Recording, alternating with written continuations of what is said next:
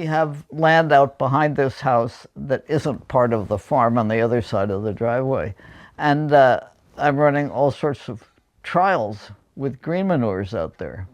Because when we first began this farm, we had access to a large horse manure pile at a neighboring farm. And God, I used to bring in so many loads of that. And it made me wonder if we could have created the fertility we now have with just the green manure system that we're now maintaining it. Yeah. So I'm running trial on 2 recently cleared acres out there. Land that has not had anything brought in and added to it. Nothing added to it.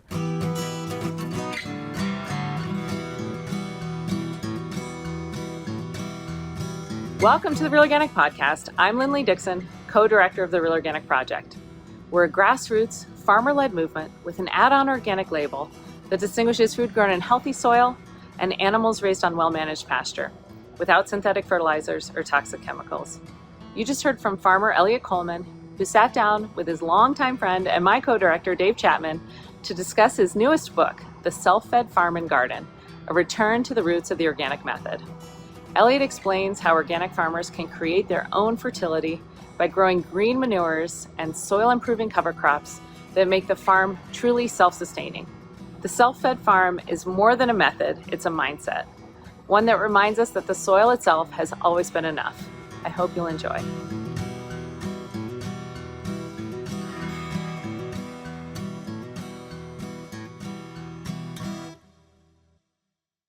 Welcome to the Real Organic Podcast. I am visiting Eliot Coleman again, blessedly, happily. And hey, Eliot. So I want to talk about a number of things, but I want to start by talking about the self-fed farm. This is Eliot's book, which is going to come out in November, which is when we're going to release this interview. And the self-fed farm and garden, a return to the roots of the organic method. And I think it's a very important book. I've read it, and I wanted to talk to you about it. This is something that you had some hesitation about writing, or about at least about publishing, because you thought it might be really unpopular, your ideas. But I think that the ideas are very important. I think you do too. So you want to talk a little bit about why this is a subversive book? Well, yeah. All of the new young organic hotshots are smart enough to be convinced that organic matter in the soil is the key to everything working on an organic farm. And that knowledge has been known forever. The only thing is they haven't been selective about where they're getting their organic matter. And there isn't any organic manure available if somebody wants it. So any manure is going to come from conventional farms. And unfortunately, most of it comes from CAFOs. And so there was a blog from a large wholesaler, and they had put together a suit, a complaint against the Center for Food Safety that was demanding that the USDA ban all CAFO manure and less than pure manure and compost from organic farms. And they just went berserk about this because they said, well, that's the end of organic because there's no organic manure out there. Well, first off, that means they weren't paying attention to reality, because it isn't only manure and compost that have been providing organic matter for organic farms, but green manures. Green manures have been a major source for years. When we first started, that was something we used an awful lot of. And Eliot, excuse me, not to be too simplistic, but we will have people listening to this who actually don't know what a green manure is. So could you just explain that? Right. In the book, I pause at one point and I refer to them as soil improving crops. And so these are crops that you grow specifically to turn back into the soil so all the nutrients they contain can be broken down by the soil microorganisms into forms that other plants can use them. And if you have, that picture isn't in the preliminary thing, but there's a picture at the start of the book when it's published. And it's a picture of looking across a field, and there's all these beautiful crops in the foreground. And in the background is a 6-foot tall wall of rye and vetch in a field, one of the many strips in that field that were being prepared. And that's the whole book in a nutshell, because it's showing that you can get all of this organic matter without having to buy compost or buy manure or take the risk of getting compost and manure that aren't pure, by just growing all the organic matter you need yourself. Can I just say that you once corrected me, I think, when I said something about cover crops, and you said it's not just a cover crop, it's a green manure. In other words, it's not just there to hold the soil, it's not just a catch between crops, it's actually growing a manure that will enrich the soil. Right, and there have always been two names, green manures and cover crops, for what I'm talking about. But once the no-till passion showed up, everybody was taught to stop using green manure because that meant they were being tilled into the soil to mix them in and get them started on the breakdown. Whereas a cover crop just sits there on the surface. Maybe you treat it with glyphosate, but you're not tilling it in. And so everybody really, for a while there, stopped using the term green manure.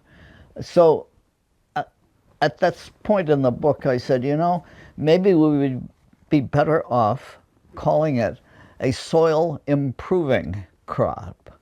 And the beauty of that is you have to figure out how to fit these crops in to your cropping scheme, because they obviously have to grow when it's possible to grow things. But if you grow them for a whole season, you haven't been producing any crops to sell. So the secret with soil improving crops is to grow them at times of the year when you're not growing your staple crops that you're going to sell.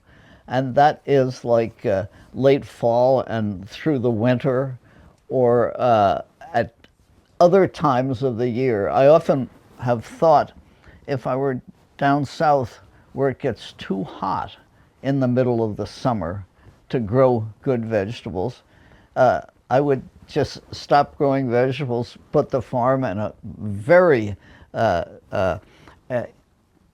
heat-resistant green manure, and then come back a couple of months later and go back into vegetables. So they are capable of being fit into almost anybody's crop rotation, because there are times of the year when you are not growing your for sale crops. Yes, and of course you can also rotate land so that one year maybe you just have green manure, and then the next year you go back to your cash crop.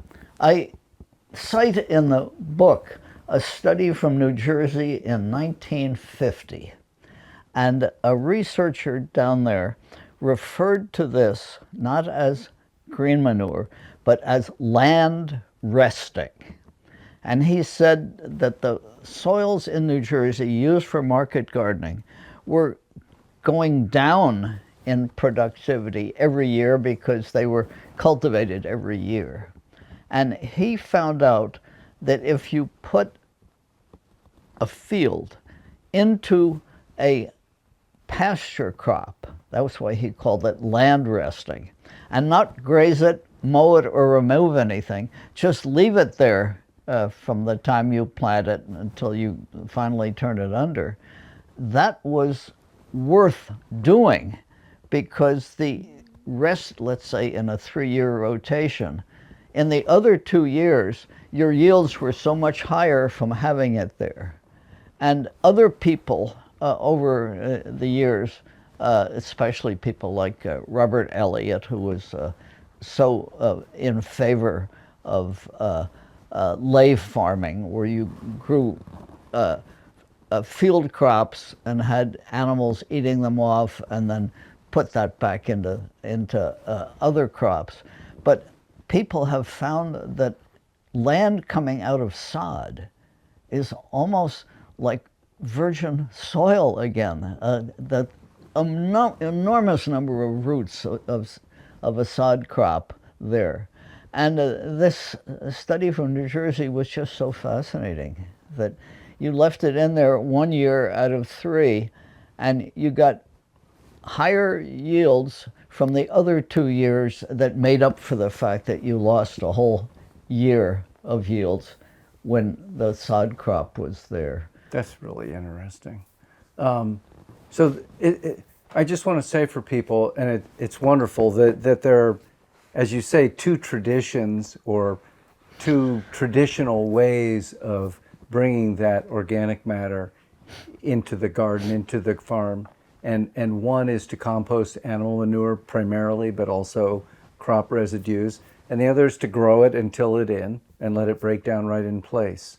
And they both were very valid and worked very well. Of course, Albert Howard was obsessed with making compost, and Albert Howard was really became the spokesperson for organic farming in the 40s and 50s.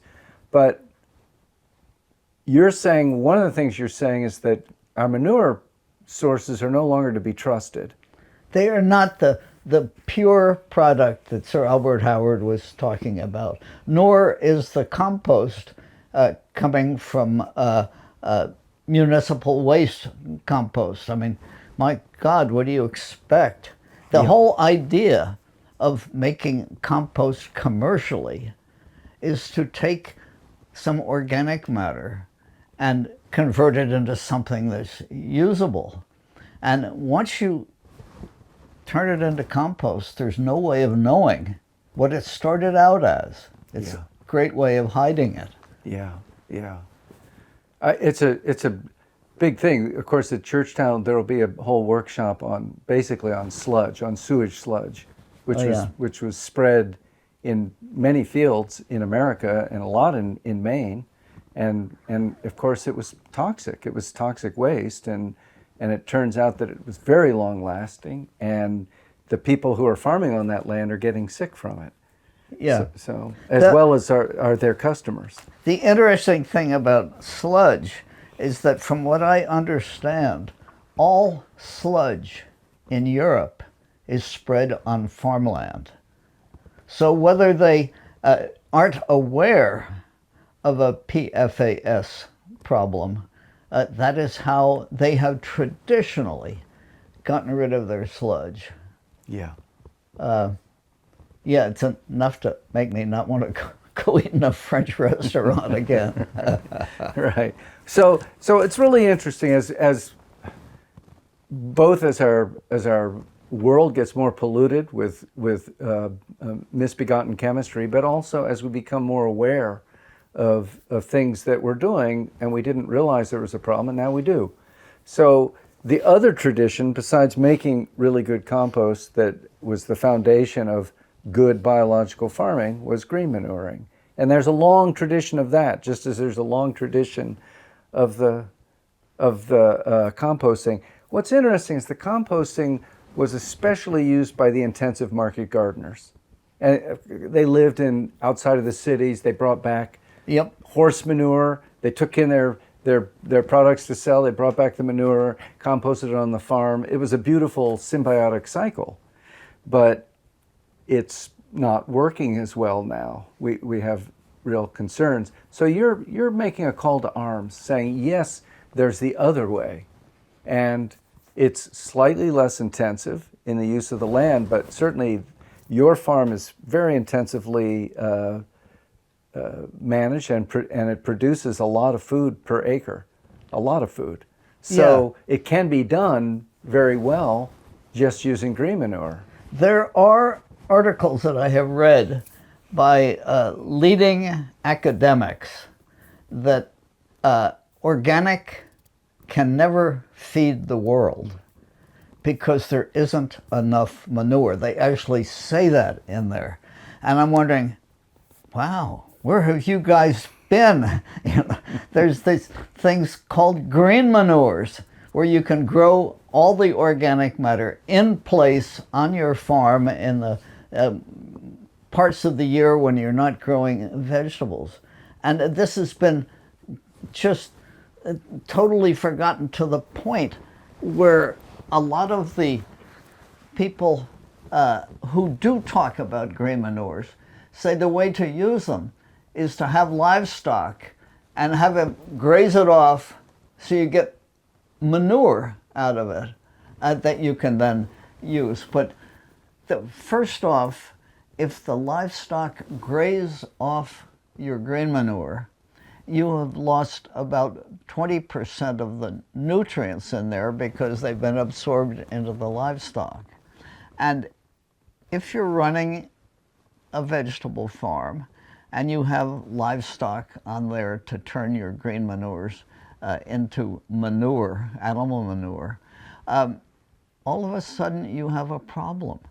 You never worry about marketing lettuce or broccoli, but in order to market your livestock, they have to go somewhere and be slaughtered specially and things like that.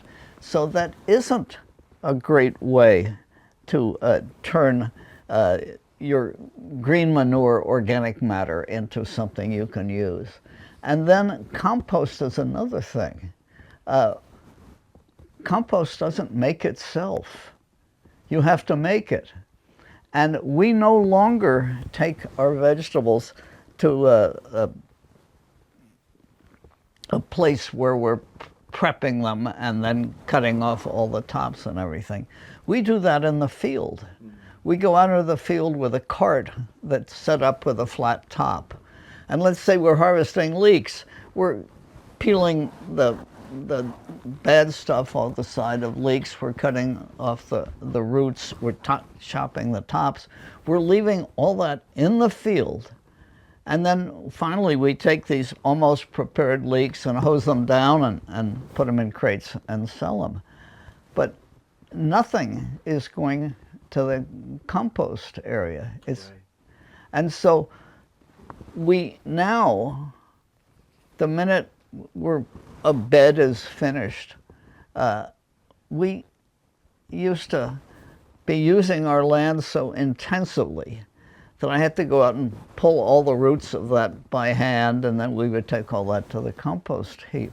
Well, we've expanded our land base enough so that I can now go out there and till all those residues in, and then plant a green manure on that and come back in a month or 2 months. And not only do I have more organic matter than I had before, but it's already starting to break down, which it has to do in order to provide nutrients for future crops. Yes. I mean, when you think of it, green manures are sort of the great ignored miracle. Yeah. And so that was why I wrote the book. I got thinking about all these things, and I said, well, heck, we're missing something important here. Let me ask you a couple questions about that, because we've talked about all this for years. It's very interesting.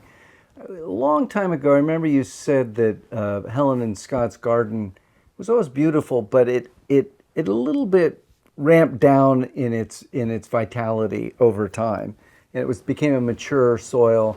And you said there was something about the freshness of when you first incorporate the sod, and the next year is just glorious. Yes. And it makes me wonder about two things. One is the rotting plant matter in the soil, and the other is the impact of the roots, which is different from if you just grew it in one field, chopped it, and put it on your field and tilled it in. I suspect that that's a bit different from growing it in the field and tilling it in. What are your thoughts about that? Yeah, well, that's that New Jersey research that I mentioned, where the land, part of the land was put in sod, ungrazed or unmowed, and just left there, land resting. And you ended up better off because of that. If Scott and Helen had known to use something like that, it would have, made a difference. And I learned that because we would have sections of this farm that didn't quite have these fields ready to till and put in vegetables, and they'd be in sod, whatever had come in. And the first year we tilled them up. And the time I really learned about it, we were growing some pretty nice cauliflower. But one year I saw cauliflower that looked as nice as mine, or maybe even nicer, in the co-op. And they were buying it from a guy who I'd never heard of before. And so I looked into it and I said, yeah, he just moved here and he just bought this land and tilled it up. Well, he was growing it in newly tilled sod, and that was why it looked so beautiful. Yeah. I've always found that coming out of sod that you really have a heck of a benefit. And have you ever had any curiosity about a living mulch in the path or whatever, so that you have the roots in the plant, you can mow the path and blow it? I know it's not what your model is, but I'm just curious, have you ever experimented There are with that? people who are always talking about that sort of system. Yeah, you're going to be getting organic matter to blow in under your crop and let it rot down. But it's essentially Hugh and Lisa Kent's system. I mean, yeah, they have blueberries, they're Yes. set wide, and then they mow the whole space between, and it's beautiful, and it gets better every year. But see, first off, they're dealing with perennials, and perennials have always been mulched and let the nutrients come down into it. But where I'm growing annuals, I've always found that using a rototiller and mixing the organic matter in helps break it down more effectively. Yeah. I would call this biological farming as opposed to organic farming, because it's the soil biology that I'm taking advantage of. All right. When Scott and Helen were doing their beautiful garden and you were learning from them, they were pretty much all compost. Is that right? Did they cover crop at all? No, Green no. manure? Well, actually, Scott would occasionally have some cover crops in there, but then again, they were always harvesting seaweed from the shore, and that was the major ingredient in their compost. And they made beautiful compost. Yeah. And so that was an outside input that they didn't have to buy, they just have to collect it on the beach. Yeah. And I have stopped actually using seaweed on this farm because, there was a report in the Bangor Daily News that the Indians who have an island north of Bangor had told their people not to eat the fish out of the Penobscot River anymore because there was a large landfill just north of their property that was leaking PFAS into the river. Well, that's the river that runs down here past the beach where I've been getting seaweed. Yeah. So that was a little worrying. So I hired one of these PFAS testing companies. God, they charged me $1,100 to come and do it. And they came and took seaweed off the beach, and they found out it was pure as could be, because I was concerned that I'd been building this up. So at that point, even though it was still pure, there were so many other places in the water where pollutants could come from. I just thought it just wasn't worth continuing to bring that in. So, just to say, you've been doing this for some years now of the self-fed farm, of not bringing in... About 10 years. About 10 years, and you have not seen a decline at all in your crops? No, not at all. They get better and better. Even better, okay. And the quality of the soil. Well, if you look out there in one of those fields and see a 6-foot-tall rye vetch green manure toward the end of its first summer, the amount of organic matter in the straw and in the roots, especially the roots. A lot of the theorists on green manure think that roots are the things that are actually making the enormous difference in adding organic matter. Yes.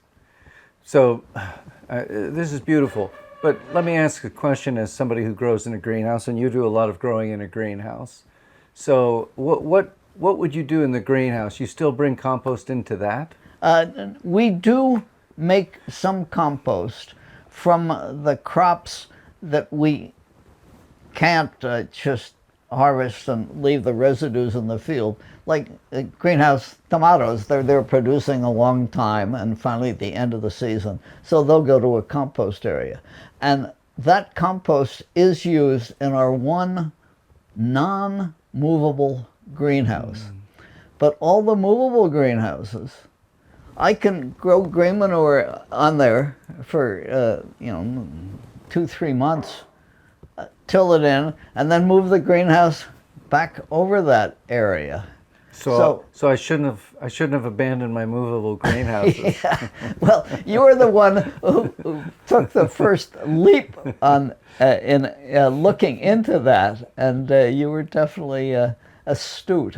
Yeah, no, it's a beautiful thing. I just ended up with these glass greenhouses that don't roll easily, although you have shown me a book that had pictures of movable glass greenhouses. Yes. Beautiful, on big railroad wheels and tracks. Yeah, and the day I was in in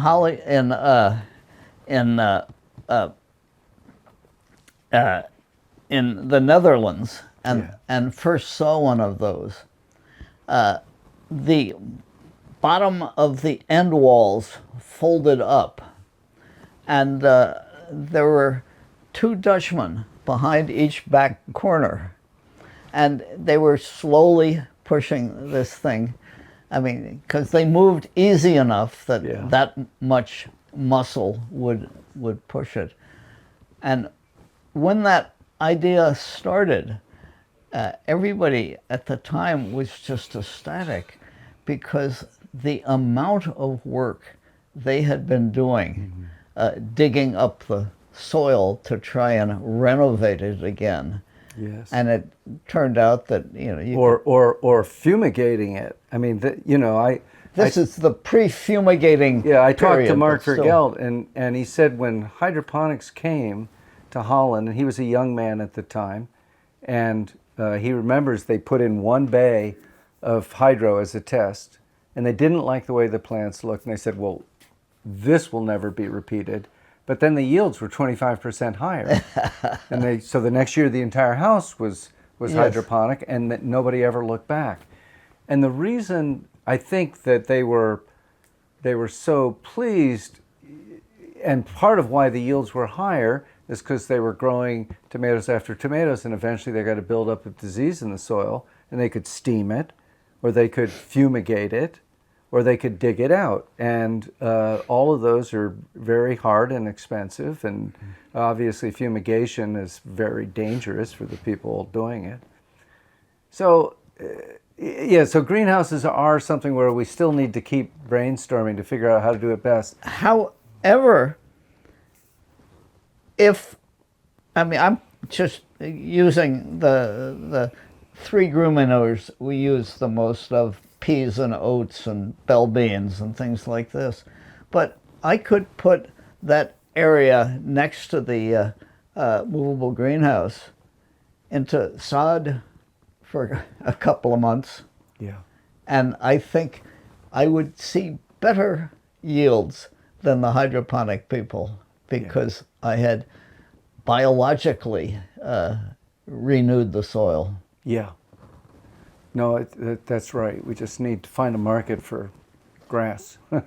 Okay. Yeah, but so, see, I'm the grass is there for a purpose. No, I don't mean for that. I mean okay. for a non-movable house. Oh, yeah. So we have a problem. We have a very expensive cloche, a very expensive cover on the ground, and it would be pretty challenging to retire it for a year.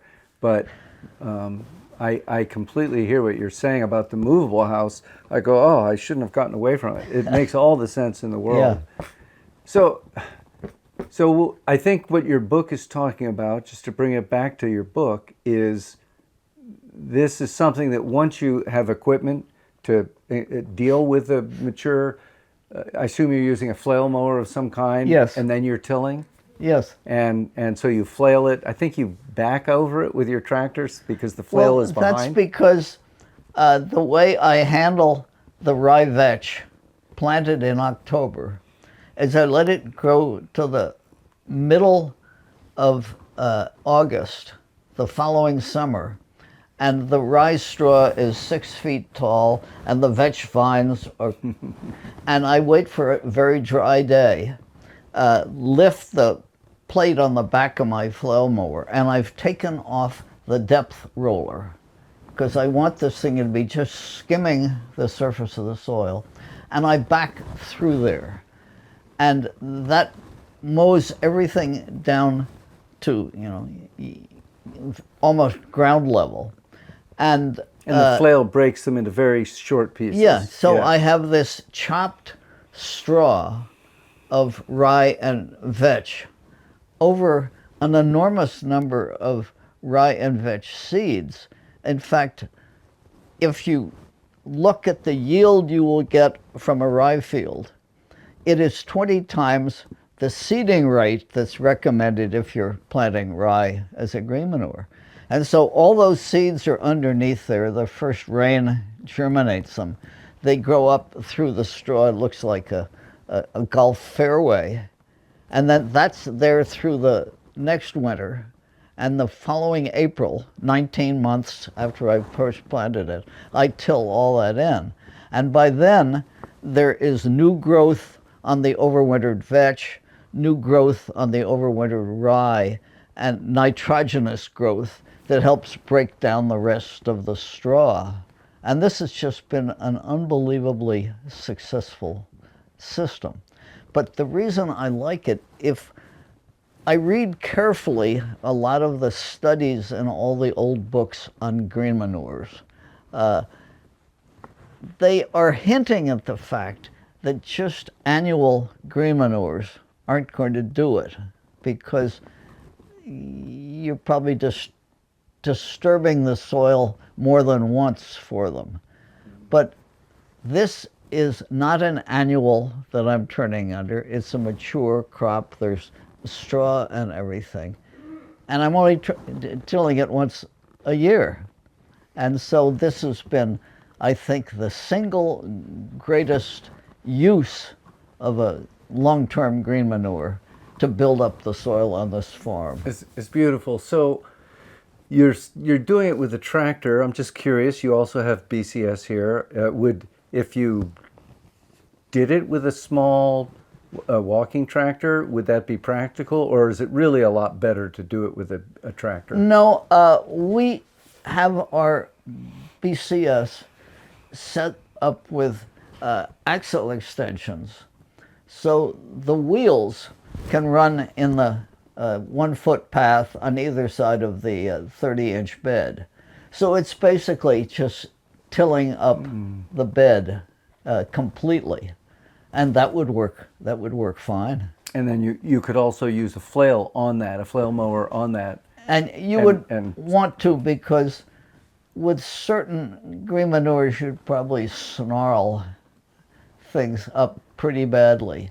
And when I'm mowing, You'd want to flail first. yeah, Yeah. when I'm mowing my mature rye vetch with the flail mower with the back removed, I don't go fast. I go very slowly to make sure that it has sufficient time to chop all that up.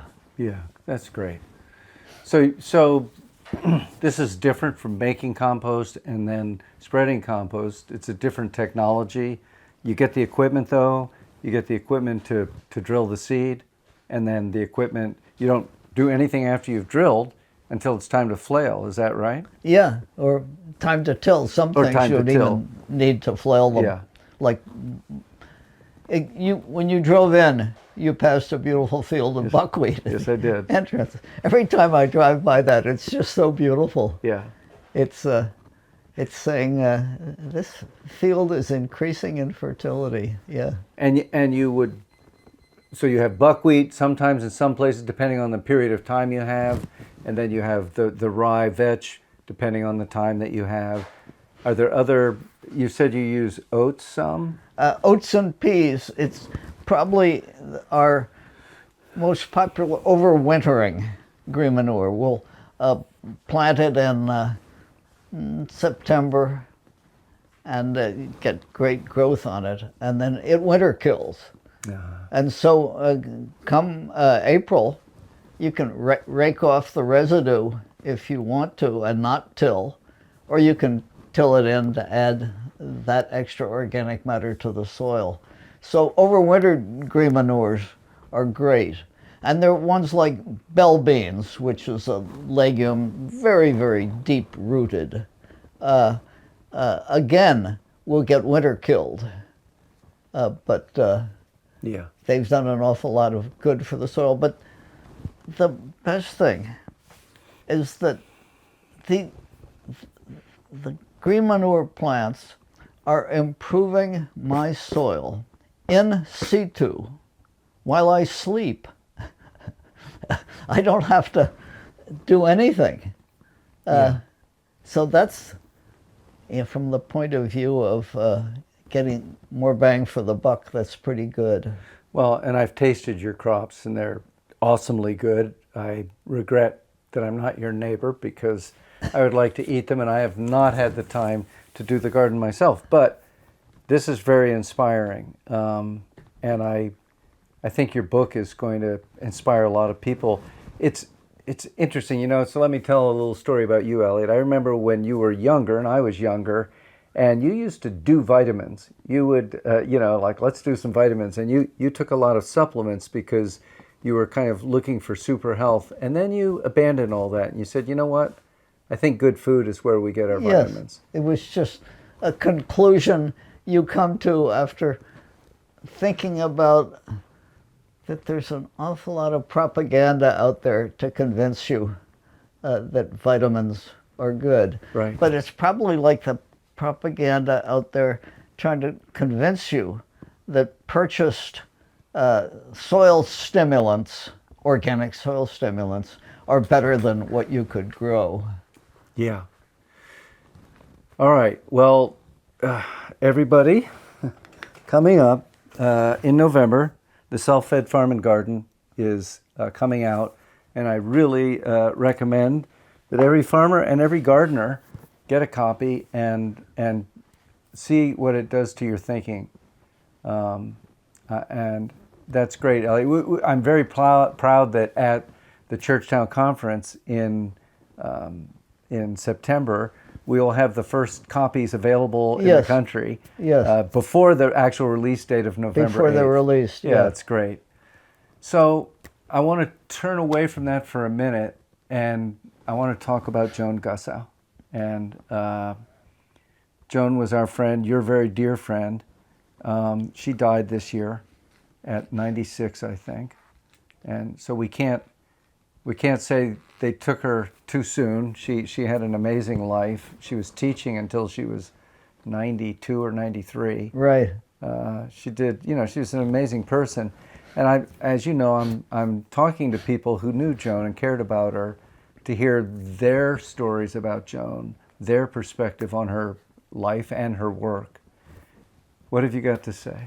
Well, long before anybody from academia was willing to say nice things about organic as a method of agriculture, not just organic food, but Joan was saying it. And there is an artist up here who does a series of portraits which he calls Americans Who Tell the Truth. And he did one of Joan. And since he knows I was a great friend of Joan's, he gave me a copy of the picture. And I have it on the wall behind my desk.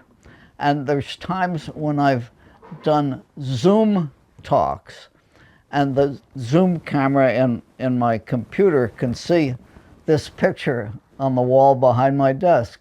And Joan saw one of those things.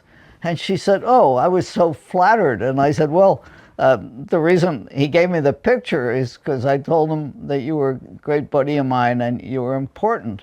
But I keep it there because you're my favorite old hippie." And she said, "Oh, good. I've always wanted to be an old hippie." Yeah. How did you meet Joan? How did you run into each other? Running into her at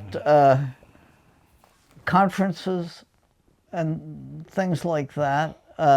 Well, I have behind me here, if it's where it should be, the feeding web. This is a book she put out a long time ago. And it has all sorts of articles by people who she probably shouldn't have been celebrating, but she was celebrating. And it's a fantastic book. I think it's out of print now, Eliot. It is out of print. I tried to get it. It's impossible to get used copies of it. You couldn't get it. Yeah, couldn't get it used. Somebody should reprint it. And the subtitles is Issues in Nutritional Ecology. And that's basically what she was talking about. The stuff in here is so good. So if nothing else, just having read through that. Yeah. What was so fresh about Joan's thinking at that time? I think now it's become much more common, but at that time, what was she saying that wasn't being said much? She was, rather than putting organic down, she was praising it.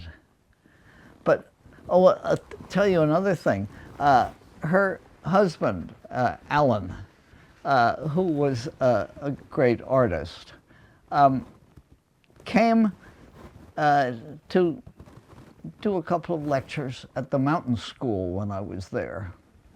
And one of the projects he did on a hillside that you could see from the main campus was to get together a bunch of students with spades and send them around all the pastures where our cattle were grazing, collecting cow pies.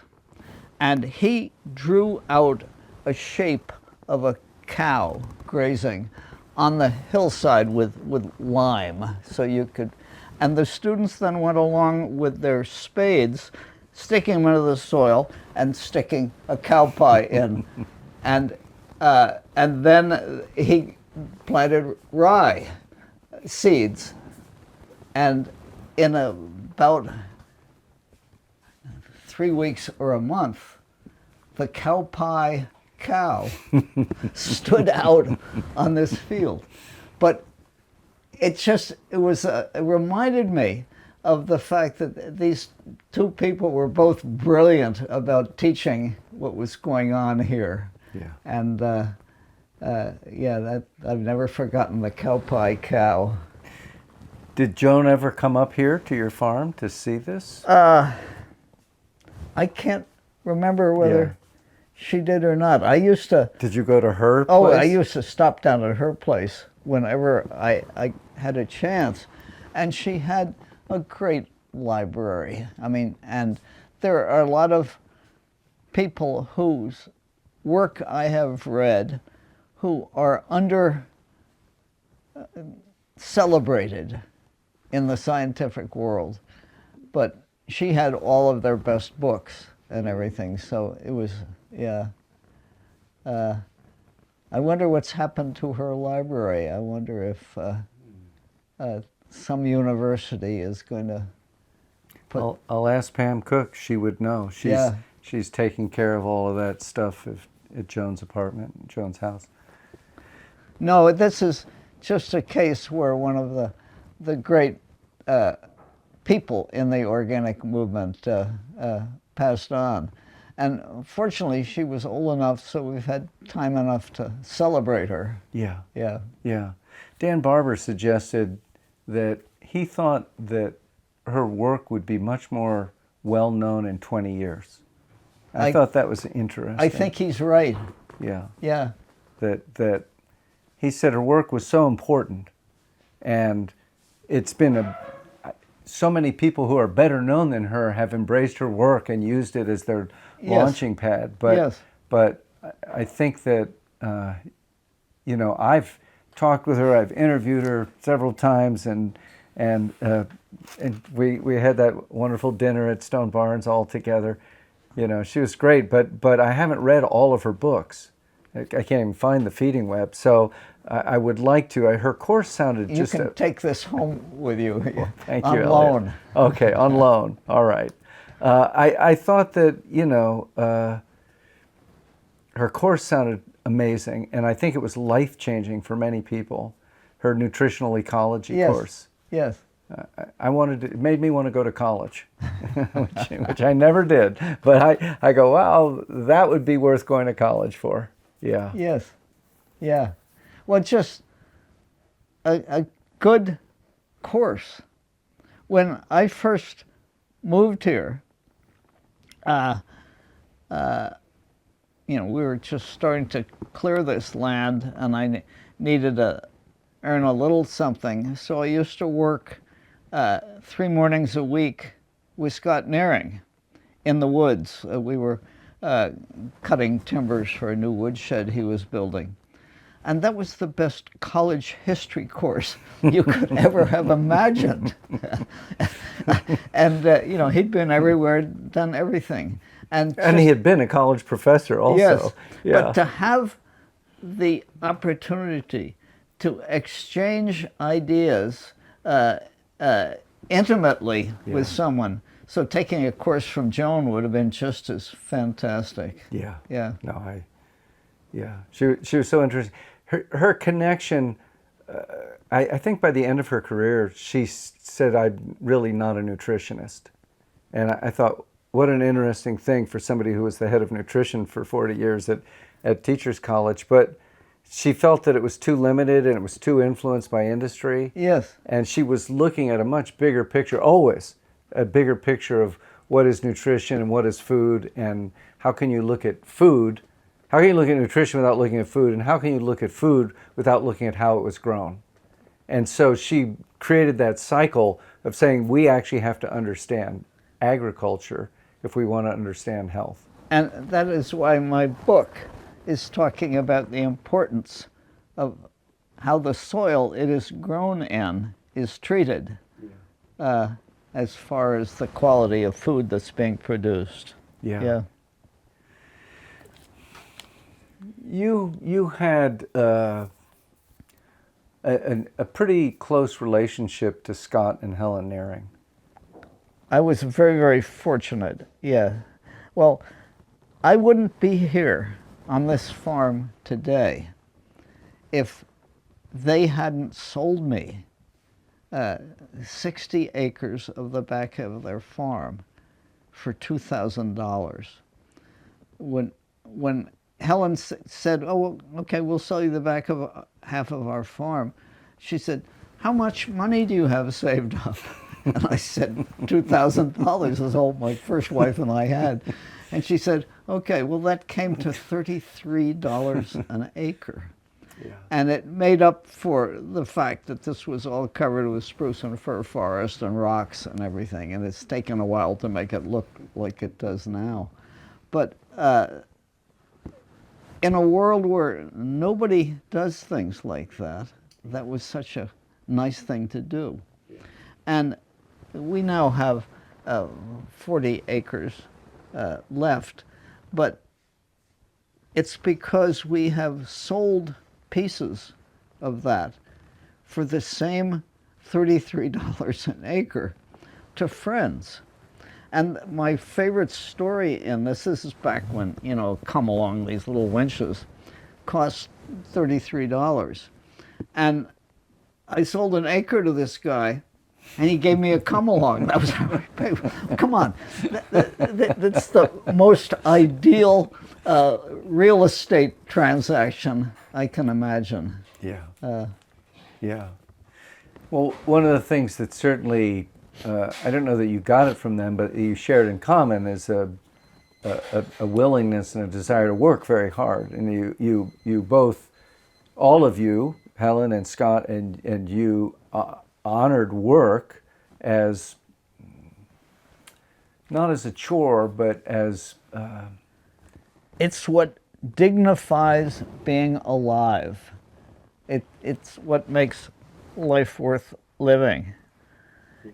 In fact, when I finished that book and turned it into the publisher, I was thinking, oh God, I need another project. Are you thinking about your next project? No, it won't be a book, but my next project, when we leased the farm and all the greenhouses and all the equipment, all the tractors went. And so I bought myself another tractor. I thought I saw one sitting out in the yard there. We have land out behind this house that isn't part of the farm on the other side of the driveway. And I'm running all sorts of trials with green manures out there. Because when we first began this farm, we had access to a large horse manure pile at a neighboring farm. And God, I used to bring in so many loads of that. And it made me wonder if we could have created the fertility we now have with just the green manure system that we're now maintaining it. Yeah. So I'm running trial on 2 recently cleared acres out there. Land that has not had anything brought in and added to it. Nothing added to it. I mean, some lime and a few things like that. And it's going to be interesting how long it takes to get that land up to the standards that we know here as fertile. And it may be 4 years, possibly. But when we were first here, I didn't have the time to wait 4 years before we put this farm in business and were able to sell stuff. So we just, we did it with manure from a horse manure pile on a neighboring farm. Yeah, excellent, Eliot. Well, good. May you have another 15 years to see this through. As Scott went to 100. Yeah. Yeah. I'm at 86. You're at 86. So, he was a tough guy. Sometime, maybe the next interview, we'll just talk about Scott. I mean, what and Helen, both amazing lives, amazing people. So that's for next year. Okay. So I know that we have a dinner to go to, but before we close, is there any last thoughts you'd like to add? No, it's just, Dave, so delightful to talk to you about anything to do with agriculture, because you have been so effective trying to save organic from the, what shall I say, the misdirection that the USDA has either intentionally, probably intentionally, but maybe unintentionally led it in. And if organic has in the future any validity to it, it will be from the effort that the Real Organic Project has made. So thank you. Thank you, Eliot. That's very high praise. Yeah, well, we're all trying. We are. It's so interesting. I've interviewed so many people now. I don't know where we're at, 250 interviews or something, and you look back and you see this army of people, and they're all doing the work, and we're just still scratching the surface. There's 1,000 farmers who have chosen to be certified with Real Organic, and there are thousands more who don't even know about us or haven't gotten to that place. Many of them are not certified with the USDA. We understand all that. We understand why, but that's an interesting conversation. I love that debate between Patrick Holden and Lady Eve about, is certification a worthwhile thing or is it a mistake? And what Patrick Holden and the Young Turks of the day wanted was to sell their produce at a higher price. Yes. They were not at all concerned about the philosophy of organic and everything. And Lady Eve thought the Soil Association should be concerned with the science of organic farming rather than the immediate economics of it. Yes. Because she thought if it was grown better and tasted better, it would sell. But they wanted this instant recognition. Yeah. I agree with you about Lady Eve. I would say, certainly Patrick and Peter Seger were very idealistic and had deep beliefs in organic, but they were also trying to figure out how to make a living and how to have it spread so that many small farmers could do this and make a living, and many people who were looking for that food could find it. So I really do think it's not a simple, I can't imagine saying, well, one side's right and one side's wrong. They both have truths and they both have failures. That for sure we see Patrick and Peter's ideas led to the USDA, which was for many, not for you, not for me, we didn't consider it a success, but later I thought I was wrong. Later I thought, it actually has led to good outcomes, and then later I decided I was wrong again, and I said, no, it's actually led to some real problems, and both of those realizations were true. Yes. There's been a tremendous growth, and you see the young people who are taking over your farm and taking over my farm, and they came up in the organic movement, which was widespread, and that's wonderful, and many of them are really heartfelt. They believe in it, and they become very good farmers in the process. But the problem is that the merchandisers, the wholesalers, have none of the ethics that the early farmers did. Because as far as they're concerned, the more stuff out there called organic, the bigger the market. Yes. And that is not where, in my mind, I want organic farming to be making its impression. Yeah. It's funny, it's strange to watch regenerative do the same thing exactly. I talked to Gabe Brown, just briefly, we didn't have an intimate conversation, but some years back we were at a conference together walking down the hall, and I told him what we were doing, and he said, I don't really care about certification. It just doesn't mean anything to me. And I thought, well, sure, you don't care about it, doesn't mean anything. You're one of the best marketers in America. You're brilliant at it, really. He's fantastic. But now he cares a lot, and he started something called Regenified. Yeah. And it's not pretty what they're doing. I don't believe it's what he had in mind when he started. And it certainly doesn't appeal to me. It just ignores the use of chemicals. It doesn't address it. So it's a conundrum because I do think that certification and standards have a place that it's important, and there's always this pressure to compromise. Well, here we are, back when my wife Barbara was the president of MOFCA. I was known as the elephant in the room because her husband was the one farmer who wasn't certified with the USDA. But we have never been certified.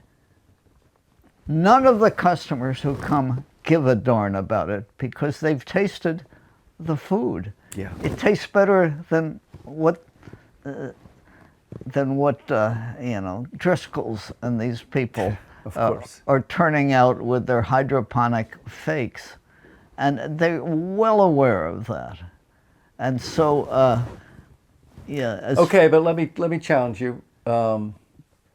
So Larry Jacobs, whom we both love. I mean, I have nothing but the just most profound respect for Larry and Sandra and the work that they've done their whole lives. And he worked here. That's right. That's right. His first years. Yeah, he was on the Nearing's crew, and that's where they might have met, and they might not have met. Anyway, yes, they came and they traveled around the world, and they started their own farm in California, and they started that brilliant cooperative in Mexico, Del Cabo, and so they sell their product as Jacobs Yep. Del Cabo. And in one of my interviews with Paul Hawken, he said, yeah, they do everything right except for one thing. I said, what's that, Paul? And he said, they don't tell their story. Their story is amazing. If they told it, people would know. He said, I saw their stuff in the marketplace, and I just thought, yeah, right, another corporate thing. Well, it's not. It was, at that point, 1,000 small farms selling under one Yeah. label. Yeah. And I know that they were very serious about making it real organic for their farms.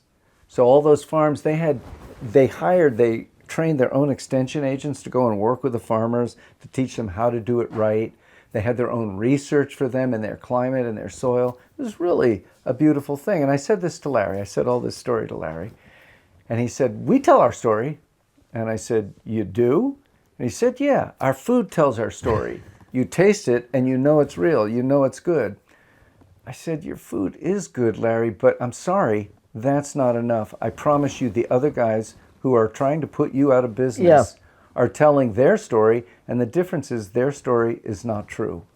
And all you have to do is figure out how to tell the truth, and people will come flocking to your brand. I believe that. I believe that. Now, Eliot, you're selling directly from your small farm to your group of customers, and I wish I was one of them. But for the reason that they started that cooperative is because all these people in Baja California, they didn't have anybody to sell to. All their neighbors were farmers doing the same thing. They had Yep. no market. Yep. And because they did this and organized it, they were able to thrive. And in fact, now the cooperative is run by their children who went to college, paid for by the money they made as being part of Del Cabo. Yeah, that's great. Oh no, Larry's story is definitely worth telling. He'll be at Churchtown too. Oh, good. So you can see him there. Oh, good. Yeah, so I just, I think that there's a lot of different kinds of agriculture. I love what you do, but I also love what Full Belly does, and I certainly love what Del Cabo is doing. And it's like, well, how do we make it? Plus, I like to drink coffee. I don't know any coffee farmers, though, so I'm going to have to get it from people I don't know. And certification is the only way I have of trying to find the right stuff. Oh, I see. Yeah, but certification is useful when the food is grown by somebody from far away who you don't know. Yeah. Our customers know us. Yeah. They can talk to us. They are perfectly capable of deciding on their own that this is valid, that we are doing it the right way. Yes. So the one thing I'll add to that is the reason to become involved with the group, which you're involved with the Real Organic Project deeply. I've had certification people complain to me saying, you sure let Eliot Coleman talk a lot on your website and your interviews. He's not even certified. I said, you got to be kidding me. You know, the guy practically invented organic in America, and you're complaining because he didn't get certified? I think that's truly a mistake. I think that's so small-sided. But that doesn't mean that there isn't a reason to get certified and to come together. You know, when I was talking to Deborah Kuntz-Garcia in our interview, and she said, yeah, in the old days, we would show our film in all these theaters, and people would come together, and I would go and speak, and they'd be so excited.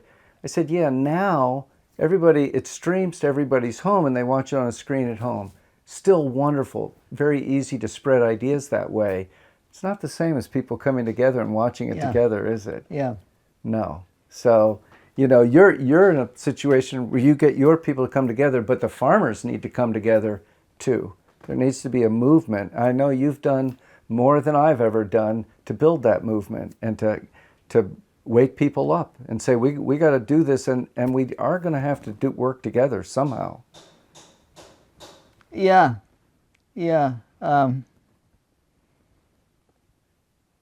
I think we're getting closer, though.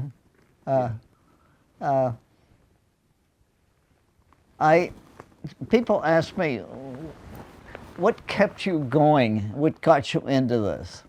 And I say, you know, back when I started, the Vietnam War was going on, and anybody with different ideas was getting done in because the dominant paradigm was so overwhelming.